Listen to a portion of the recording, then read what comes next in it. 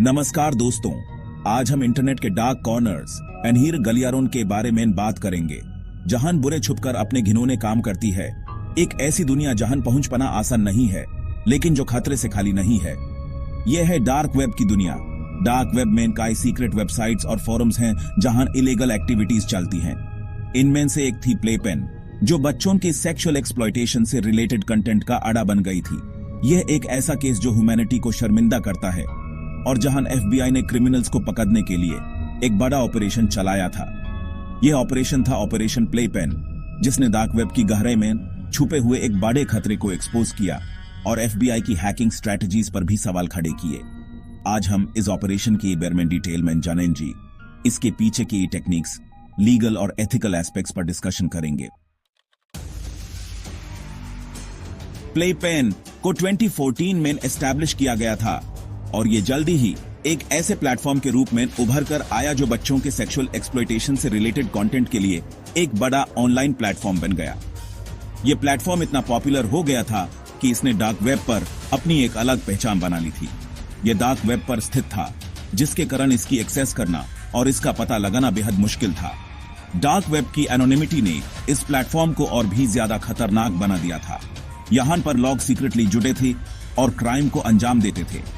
यह एक ऐसे जगह थी जहां पर लोग बिना किसी डर के अपने गंदे इरादों को अंजाम दे सकते थे। प्लेपेन की रीच सिर्फ कुछ लोगों तक ही लिमिटेड नहीं थी। यह प्लेटफॉर्म दुनिया भर में फैल चुका था। इसके मेंबर्स की संख्या हजारों में थी और यह दिन ब दिन बढ़ती ही जा रही थी। हर दिन नए लोग इस प्लेटफॉर्म से जुड़ रहे थे। यह प्लेटफॉर्म न केवल बच्चों के सेक्सुअल एक्सप्लॉयटेशन से रिलेटेड कंटेंट को शेयर करने का मीडियम बन गया था, बल्कि यह एक ऐसे जगह बन गया था जहां पर बच्चों के खिलाफ सेक्सुअल हिंसा को प्रमोट किया जाता था। यह एक खतरनाक अड्डा बन चुका था जो समाज के लिए एक बड़ी समस्या बन गया था। प्लेपेन की सबसे बड़ी चैलेंज थी इसकी सीक्रेसी। इस प्लेटफॉर्म की एनोनिमिटी ने लॉ एनफोर्समेंट एजेंसीज के लिए इस पर नजर रखना मुश्किल बना दिया था। डार्क वेब पर होने के कारण इस पर नजर रखना लॉ एनफोर्समेंट एजेंसीज के लिए एक बड़ी चैलेंज थी। एजेंसीज को इस प्लेटफॉर्म को ट्रैक करने में बहुत मुश्किल होती थी। प्लेपेन के ऑपरेटर्स और मेंबर्स अपनी आइडेंटिटी छुपाने के लिए तोर जैसे सॉफ्टवेयर का यूज करते थे, जिससे उनके आईपी एड्रेस और लोकेशन का पता लगाना ऑलमोस्ट इम्पॉसिबल हो जाता था। यह एनोनिमिटी उन्हें एक सुरक्षा का एहसास दिलाती थी, जिससे लॉ एनफोर्समेंट एजेंसीज के लिए इन्हें पकड़ना और भी ज्यादा मुश्किल हो जाता था। यह एक ऐसे वेब का हिस्सा था जहां पर कानून के हद पहुंचना मुश्किल था। प्लेपेन जैसे खतरनाक प्लेटफॉर्म को इग्नोर नहीं किया जा सकता था। बच्चों की सेफ्टी सबसे बड़ी प्रायोरिटी थी और इसके लिए सॉलिड एक्शन की जरूरत थी। यहीं से शुरू होता है ऑपरेशन प्लेपेन। एफबीआई ने इस सीक्रेट ऑपरेशन की शुरुआत प्लेपेन के ऑपरेटर्स और मेंबर्स को एक्सपोज करने और उन्हें कानून के सामने लेने के लिए की थी। एफबीआई ने इस ऑपरेशन के लिए एक स्पेशल स्ट्रैटेजी बनाई। उन्होंने प्लेपेन के सर्वर तक एक्सेस हासिल की और उसका कंट्रोल अपने हाथ में ले लिया। इसके बाद एफबीआई ने प्लेपेन को कुछ समय तक खुद ही चलाया, लेकिन इस बार प्लेटफॉर्म पर नजर रखते हुए और इसके मेंबर्स की जानकारी जुटाते हुए। यह एक रिस्की स्टेप था। प्लेपेन जैसे सेंसिटिव प्लेटफॉर्म को कंट्रोल करना और यूज चलाना आसान नहीं था। यहां एक छोटी सी गलती भी बड़ी मुसीबत खड़ी कर सकती थी, लेकिन एफबीआई ने हिम्मत नहीं हारी और बच्चों की सेफ्टी के लिए यह रिस्क उठाया। प्लेपेन के मेंबर्स तक पहुंचने के लिए एफबीआई ने एक स्पेशल टेक्निक का यूज किया, एनआईटी यानी नेटवर्क इन्वेस्टिगेटिव टेक्निक। यह एक तरह का मलवेयर था जो यूजर्स के कंप्यूटर में घुसकर उनकी इंफॉर्मेशन चुरा सकता था। एनआईटी की मदद से एफबीआई यूजर्स के आईपी एड्रेस, लोकेशन और अन्य इंपॉर्टेंट इंफॉर्मेशन तक पहुंच सकती थी। एनआईटी का यूज काफी कंट्रोवर्शियल रहा है। कई लोगों का मानना था कि यह यूजर्स की प्राइवेसी का वायोलेशन है।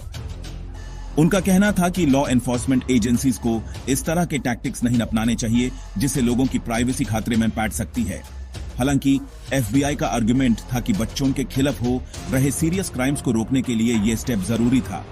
एनआईटी के थ्रू एफबीआई बड़ी संख्या में प्लेपेन यूजर्स की आइडेंटिटी करने में सक्सेसफुल रही। इस इंफॉर्मेशन के बेसिस पर दुनिया भर में कई लोगों को अरेस्ट किया गया और उन पर लीगल एक्शन लिया गया। इस ऑपरेशन को बच्चों के खिलाफ सेक्सुअल एक्सप्लॉयटेशन के खिलाफ फाइट में एक बड़ी सक्सेस माना गया। ऑपरेशन प्लेपेन और एनआईटी के यूज ने कई लीगल और एथिकल सवाल खड़े किए। एक तरफ जहां इस ऑपरेशन ने बच्चों के खिलाफ हो रहे क्राइम्स को रोकने में मदद की, वहीं दूसरी तरफ इसने यूजर्स की प्राइवेसी और डिजिटल राइट्स पर सवाल भी खड़े किए। क्या लॉ एनफोर्समेंट एजेंसीज को क्रिमिनल्स को पकड़ने के लिए किसी भी हद तक जाने का राइट है? क्या उन्हें यूजर्स की प्राइवेसी का वायोलेशन करने का राइट है? ये कुछ ऐसे सवाल हैं जिनका कोई आसान आंसर नहीं है। ऑपरेशन प्लेपेन ने इस बात पर डिबेट को जम दिया कि सेफ्टी और प्राइवेसी के बीच कैसा बैलेंस बनाया जाए। कई लोगों का मानना है कि ऑपरेशन प्लेपेन में एफबीआई ने अपनी लिमिट्स क्रॉस की और लोगों के डिजिटल राइट्स का वायोलेशन किया। उनका कहना है कि इस तरह की एक्शन से एक खतरनाक एग्जाम्पल सेट होती है और यह फ्यूचर में गवर्नमेंट द्वारा सिटीजन्स की मॉनिटरिंग बढ़ाने का एक जरिया बन सकता है। प्लेपेन और डार्क वेब टेक एक्सेस के लिए तोर नेटवर्क का यूज किया जाता है। तोर एक ऐसा सॉफ्टवेयर है जो यूजर्स को ऑनलाइन एक्टिविटीज को सीक्रेट रखने और अपनी आइडेंटिटी छुपाने की फैसिलिटी देता है। तोर का यूज अक्सर जर्नलिस्ट्स, एक्टिविस्ट्स और अन्य लोग अपनी प्राइवेसी मेंटेन रखने के लिए करते हैं। हालांकि ऑपरेशन प्लेपेन ने यह प्रूव कर दिया कि तोर भी कंप्लीटली सेफ नहीं है। एनआईटी जैसे सोफिस्टिकेटेड मैलवेयर तोर की सिक्योरिटी को तोड़ने और यूजर्स की आइडेंटिटी एक्सपोज करने में केपेबल हैं। इसे यह सवाल उठता है कि क्या ऑनलाइन सीक्रेसी एक्चुअली पॉसिबल है और अगर है तो किस हद तक। ऑपरेशन प्लेपेन ने तो नेटवर्क की वीकनेसेस को भी एक्सपोज किया और यह प्रूव किया कि कोई भी टेक्नोलॉजी कंप्लीटली सेफ नहीं हो सकती। इस इंसिडेंट के बाद से तोर ने अपनी सिक्योरिटी को और स्ट्रॉन्ग करने के लिए कई स्टेप्स उठाए हैं, लेकिन यह क्लियर है कि ऑनलाइन गुप्तता को लेकर चैलेंजेस बनी रहेंगी। ऑपरेशन प्लेपेन का स्कोप सिर्फ अमेरिका तक ही लिमिटेड नहीं था। यह ऑपरेशन दुनिया भर में फैला हुआ था और इसका इंपैक्ट ग्लोबल था। प्लेपेन के मेंबर्स दुनिया के कई देशों में फैले हुए थे और इस ऑपरेशन में कई देशों की लॉ एनफोर्समेंट एजेंसीज ने कोऑपरेट किया। यह कोऑपरेशन एक मिसाल है कि कैसे अलग अलग देश साइबर क्राइम के खिलाफ मिलकर लड़ सकते हैं। इससे यह पता चलता है कि साइबर क्राइम एक ग्लोबल प्रॉब्लम बन चुका है और इसे डील करने के लिए इंटरनेशनल कोऑपरेशन बेहद जरूरी है। हर देश को अपनी रिसोर्सेज और एक्सपर्टीज शेयर करनी चाहिए। ऑपरेशन प्लेपेन में एफबीआई ने कई देशों की लॉ एनफोर्समेंट एजेंसीज के साथ मिलकर काम किया, जिसमें यूरोप और एशिया के कई देश शामिल थे। यह कोलैबोरेशन बहुत ही इफेक्टिव साबित हुई। इस कोऑपरेशन के थ्रू ही इतने बड़े पैमाने पर क्रिमिनल्स को पकड़ना और उन पर एक्शन करना पॉसिबल हो पाया। यह एक बहुत ही चैलेंजिंग टास्क था जो सिर्फ इंटरनेशनल सपोर्ट से ही पॉसिबल हो सका। इस ऑपरेशन ने यह प्रूव किया कि साइबर क्राइम से लड़ने के लिए इंटरनेशनल कोऑपरेशन कितना इंपॉर्टेंट है। हर देश को अपनी पॉलिसीज और स्ट्रैटेजीज को अलाइन करना होगा। ऑपरेशन प्लेपेन के बाद से कई देशों ने साइबर क्राइम से निपटने के लिए अपने लॉज को और स्ट्रिक्ट किया है और इंटरनेशनल कोऑपरेशन को प्रमोट किया है। यह एक बहुत ही जरूरी स्टेप है। यह एक वेलकम स्टेप है क्योंकि साइबर क्राइम एक बढ़ती हुई प्रॉब्लम है और इसे डील करने के लिए सभी देशों को मिलकर काम करने की जरूरत है। सिर्फ मिलकर ही हम इस प्रॉब्लम का समाधान निकाल सकते हैं। ऑपरेशन प्लेपेन को कई महीनों में एक सक्सेसफुल ऑपरेशन माना जा सकता है। यह ऑपरेशन लॉ एनफोर्समेंट एजेंसीज के लिए एक बड़ी जीत थी। इस ऑपरेशन के थ्रू सैकड़ों बच्चों को सेक्सुअल एक्सप्लॉयटेशन से बचाया गया और कई क्रिमिनल्स को सजा मिली। यह एक अहम कदम था बच्चों की सुरक्षा के लिए। इस ऑपरेशन ने दुनिया भर में बच्चों के सेक्सुअल एक्सप्लॉयटेशन के खिलाफ फाइट को एक नई डायरेक्शन दी और यह प्रूव किया कि डार्क वेब भी लॉ से बाहर नहीं है। यह एक मिसाल बन गया है। हालांकि इस ऑपरेशन के बावजूद कई सवाल अभी भी अनआंसर्ड हैं। बहुत से लोग इसके मेथड्स पर सवाल उठाते हैं। एनआईटी के यूज पर हुई डिबेट अभी भी जारी है और कई लोगों का मानना है कि यह यूजर्स की प्राइवेसी का वायोलेशन है। यह एक कंट्रोवर्शियल टॉपिक बन गया है। इसके अलावा यह भी क्लियर नहीं है कि क्या इस तरह के ऑपरेशंस लॉन्ग टर्म में सक्सेसफुल हो सकते हैं, क्योंकि साइबर क्रिमिनल्स भी अपने मेथड्स बदल रहे हैं और ज्यादा केयरफुल हो गए हैं। यह एक ऑनगोइंग बैटल है। ऑपरेशन प्लेपेन ने हमें यह रिमाइंड कराया कि इंटरनेट की दुनिया में अच्छे के साथ साथ बुरे भी प्रेजेंट है और हमें अलर्ट रहने की जरूरत है। यह एक वेकअप कॉल था। इस इंसिडेंट ने हमें यह भी सिखाया कि हमें सेफ्टी और प्राइवेसी के बीच एक बैलेंस बनाने की जरूरत है, ताकि हम अपने सिटीजन राइट्स की रक्षा करते हुए क्राइम से भी लड़ सकें। यह एक डेलिकेट बैलेंस है जो मेंटेन करना जरूरी है।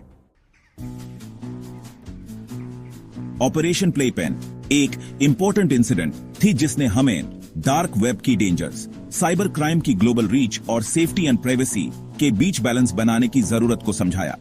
यह ऑपरेशन एक एग्जाम्पल भी सेट करता है कि कैसे लॉ एनफोर्समेंट एजेंसीज नई टेक्नोलॉजी का यूज क्रिमिनल्स को पकड़ने के लिए कर सकती हैं। हालांकि यह भी जरूरी है कि हम इस तरह के ऑपरेशन के एथिकल और लीगल एस्पेक्ट्स पर भी विचार करें। हमें यह इंश्योर करना होगा कि लॉ एनफोर्समेंट एजेंसीज अपनी लिमिट्स का वायोलेशन न करें और लोगों की डिजिटल राइट्स की रक्षा हो। साथ ही हमें खुद भी साइबर क्राइम के खिलाफ अवेयर रहने की जरूरत है और अपनी और अपने बच्चों की ऑनलाइन सेफ्टी के लिए स्टेप्स उठाने की जरूरत है। याद रखें, इंटरनेट की दुनिया में सेफ्टी की रिस्पॉन्सिबिलिटी सिर्फ गवर्नमेंट या लॉ एनफोर्समेंट एजेंसीज की नहीं है, बल्कि हम सबकी है। हमें मिलकर एक ऐसा सेफ ऑनलाइन एनवायरनमेंट बनाना होगा जहां बच्चों और सभी सिटीजन्स को किसी भी तरह के एक्सप्लॉयटेशन और क्राइम से सुरक्षा मिल सके।